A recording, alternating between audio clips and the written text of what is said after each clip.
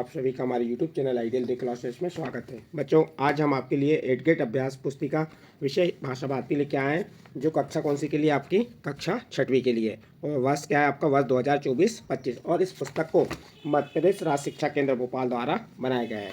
आज हम इस वीडियो के माध्यम से आपको जो आपका भाषा भारती विषय हिंदी का पाठ कौन सा बताएंगे? पाठ 2 कटु वचन। तो चलिए देखते हैं पाठ 2 में क्या है। कटु वचन मत बोल। कटु वचन मत बोल। तो देखिए, इस पाठ का केंद्रीय भाव क्या है? प्रस्तुत पाठ में वाणी के महत्व को स्पष्ट करते हुए लेखक ने बतलाया है कि इस संसार में वाणी का वरदान केवल मनुष्य को ही होता है या मनुष्य को ही मिला है। अतः मनुष्य को हमेशा विनम्र और मृदुभाषी होना चाहिए। जो विनम्र होता है वह दीर्घायु होता है। कड़वी बात लोगों के दिलों को चुभ जाती है, उससे बड़े बड़े अनर्थ हो जाते हैं। कटु सत्य को भी विनम्रता के साथ कहने से बात बिना ठेस लगे दूसरों तक पहुंचाई जा सकती है। यदि वाक चातुर्य है तो हमारे व्यक्तित्व में प्रभावशाली बनता है। तो ये आपका पार्ट 2 था, कटु वचन मत बोल। इससे संबंधित जो प्रश्न दिए उनके उत्तर आपको हम बताएंगे। तो चलिए देखते हैं पार्ट 2 कटु वचन मत बोल। इसमें पूर्व तैयारी दी है और निर्देश दिए हैं। शिक्षक पाठ का आदर्श वाचन के पूर्व बच्चों को वाणी का महत्व बताएं।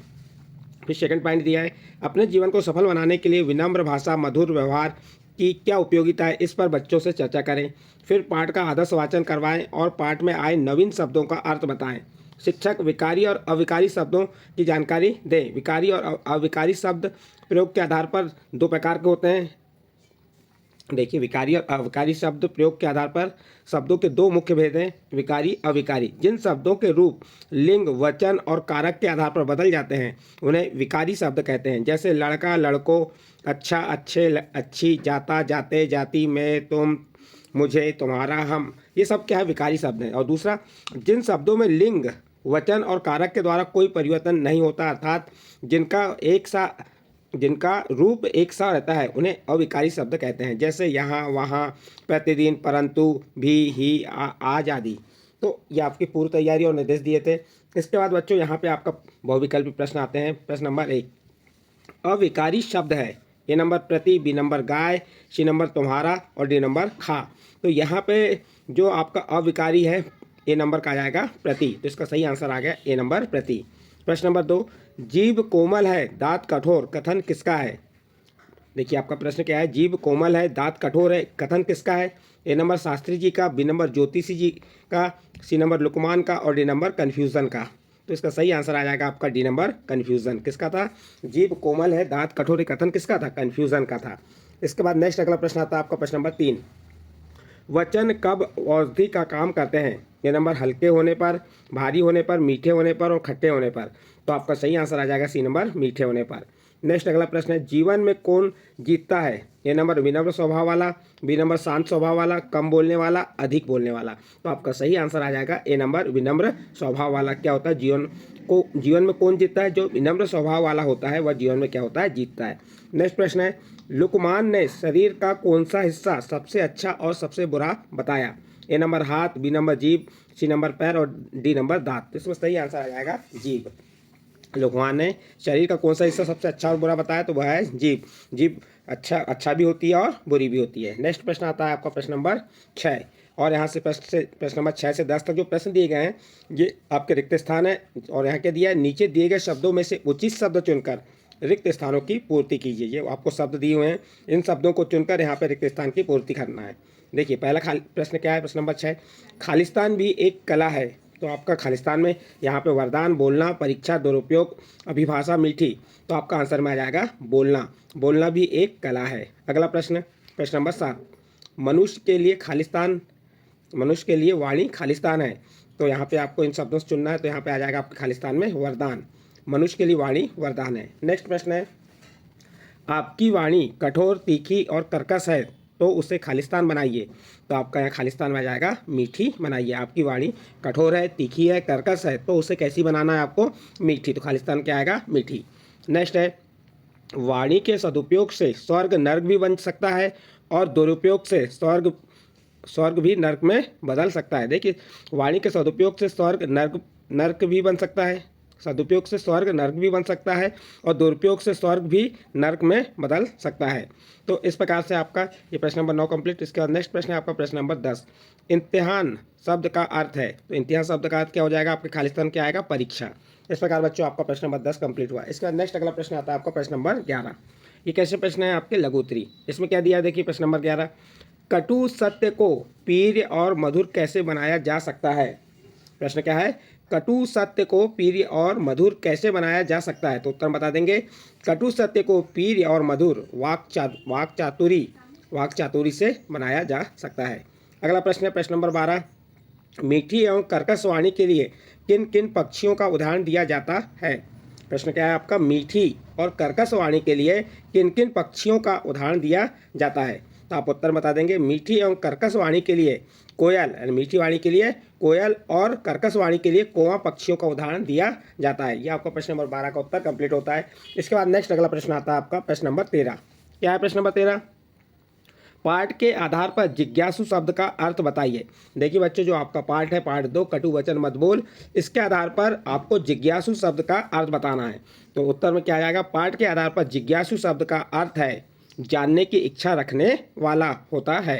इस प्रकार से आपका प्रश्न नंबर 13 का उत्तर कंप्लीट हुआ। इसके बाद नेक्स्ट अगला प्रश्न है, महाभारत का युद्ध क्यों हुआ था। प्रश्न क्या है आपका, महाभारत का युद्ध क्यों हुआ था। तो आप उत्तर बताएंगे, महाभारत का युद्ध वाणी के प्रयोग से हुआ था। वाणी के प्रयोग से, वाणी से बड़े बड़े कार्य आसान हो जाते हैं और लेकिन वाणी से छोटे छोटे कार्य भी कठिन होते हैं। तो यहाँ पे आपका जो महाभारत का युद्ध हुआ था किसकी वजह से हुआ था, वाणी की वजह से हुआ, यानी कि यहाँ पे जिस वाणी का उपयोग किया गया था उसके कारण महाभारत का युद्ध हुआ था। नेक्स्ट अगला प्रश्न आता है आपका प्रश्न नंबर 15। ये लघुत्तरी प्रश्न है। इसका प्रश्न नंबर 15 क्या, वाक चातुर्थ क्या है, स्पष्ट कीजिए। उत्तर देखिए, वाक चातुर्थ का अर्थ है अपनी वाणी से चतुराई पूर्वक ऐसे वचन बोलने चाहिए जिसके द्वारा कड़वा सत्य मीठा और प्रिय लगे। यह आपका प्रश्न नंबर 15 का उत्तर। इसके बाद प्रश्न नंबर 16। बातन हाथी पाइए बातन हाथी पाओ लोकोक्ति का आशय लिखिए। तो देखिए इस लोकोक्ति का अर्थ क्या है, बातों के द्वारा मनुष्य असंभव को संभव बना सकता है यदि वह अपनी जीभ का सदुपयोग करता है। बातों के द्वारा ही मनुष्य संभव को असंभव बना सकता है। बातों से ही मनुष्य क्या कर सकता है, बड़े से बड़े कार्य को संभव कर सकता है और यदि बातों से ही वह जो संभव कार्य है उसको असंभव बना सकता है। इस प्रकार से आपका प्रश्न नंबर 16 का उत्तर कंप्लीट हुआ। नेक्स्ट प्रश्न आता है आपका प्रश्न नंबर 17। दिए गए शब्दों के हिंदी समानार्थी शब्द लिखकर वाक्य में प्रयोग कीजिए। उत्तर देखिए, पहला क्या है, कामयाब का अर्थ क्या हुआ, सफल, और इसका वाक्य में प्रयोग, हम देश को आज़ाद करने में कामयाब होंगे। अगला प्रश्न, अगला नंबर 2 नंबर, गुलामी का अर्थ होता है दास्ता, और इसका वाक्य में प्रयोग क्या होगा, हमें अंग्रेजों की गुलामी झेलनी पड़ी थी। इसके बाद 6 नंबर, होशियार का अर्थ है चालाक, वाक्य क्या हो गया, राम एक होशियार बालक है। तो इस प्रकार से बच्चों ये आप प्रश्न नंबर 17 का उत्तर कंप्लीट करेंगे। नेक्स्ट अगला प्रश्न है प्रश्न नंबर 18। वाणी का किस प्रकार प्रयोग करने से स्वर्ग और नरक की प्राप्ति होती है। उत्तर देखिए, वाणी का उचित और अनुचित उपयोग करने से स्वर्ग और नरक की प्राप्ति होती है। यदि आप वाणी की उचित उपयोग करते हैं, वाणी का सही जगह उपयोग करते हैं, अच्छी वाणी मीठी वाणी का उपयोग करते हैं तो आपको स्वर्ग प्राप्त होगा, और यदि आपने वाणी का अनुचित प्रयोग किए तो आपको क्या प्राप्त होगा, नरक प्राप्त होगा। इस प्रकार से आपका प्रश्न नंबर 18 का उत्तर कंप्लीट हुआ। इसके बाद नेक्स्ट अगला प्रश्न आता है आपका प्रश्न नंबर 19, और यहाँ से आपके दीर्घोत्तरी प्रश्न स्टार्ट होते हैं। प्रश्न नंबर 19 क्या है, आप जब किसी से मधुर वचन कहते हैं तो आपको क्या लाभ होते हैं। देखिए, जब आप किसी से मधुर वचन कहते हैं तो आपको क्या क्या लाभ होंगे वह लिखना है। तो हमने लाभ लिखे हैं। पहला नंबर, मधुर वचन के द्वारा हम असंभव को भी संभव बना सकते हैं। दूसरा, मीठी वाणी या मधुर वचन एक औषधि के समान है। तो मीठी वाणी एक औषधि है। मधुर वचन हमारे तन और मन से, मधुर वचन हमारे तन और मन से स्वस्थ रखता है। यहाँ पे लिख सकते हैं, मधुर वचन हमें तन और मन से स्वस्थ होते हैं। हमारे को हटा के हम हमें भी लिख सकते हैं। नेक्स्ट है, मधुर वचन से हम लड़ाई झगड़ों से बच सकते हैं। फिर अगला है, मधुर वचन से हमारे जीवन में कठिन से कठिन कार्य सरल हो जाता है। इस प्रकार से आप प्रश्न नंबर 19 का उत्तर लिखेंगे। नेक्स्ट अगला प्रश्न आता है आपका प्रश्न नंबर 20। सत्य कभी कभी कड़वा भी होता है, परंतु उसे कहने से पूर्व कौन कौन सी सावधानियां रखनी चाहिए। देखिए बच्चों, सत्य कभी कभी कड़वा भी होता है, परंतु उसे कहने से पूर्व कौन कौन सी सावधानी रखना है। तो उसकी सावधानी नंबर 1, सत्य बात को कहते हुए कड़वाहट भी पैदा ना हो, तथा सुनने वाले कहते पर कोई चोट ना पहुँचे। सत्य बात को कहते हुए ऐसी बात कहना है आपको कि उसको कड़वाहट भी पैदा ना हो तथा सुनने वाले के हृदय पर कोई चोट ना पहुँचे, ये सावधानी रखना अनिवार्य है। दूसरी, वाणी से ऐसे वचन कभी ना कहें कि जिससे दूसरे का मन आहत हो। तीसरी, वाणी से चतुराई पूर्वक ऐसे वचन बोलने चाहिए जिसके द्वारा कड़वा सत्य भी मीठा और प्रिय लगे। इस प्रकार से आपका प्रश्न नंबर 20 कंप्लीट हुआ और इस प्रश्न के साथ ही आपका पार्ट 2 कटु वचन मत बोल यहाँ पे कंप्लीट होता है। इसके जो प्रश्न उत्तर थे वह कंप्लीट हुए। बच्चों, आपको हमारे द्वारा जो ये प्रश्न के उत्तर बताए गए हैं ये अच्छे लगे हों तो आप हमारे चैनल आइडियल देव क्लासेस को सब्सक्राइब कीजिए, लाइक कीजिए और इस वीडियो को अन्य ग्रुप में शेयर जरूर कीजिए।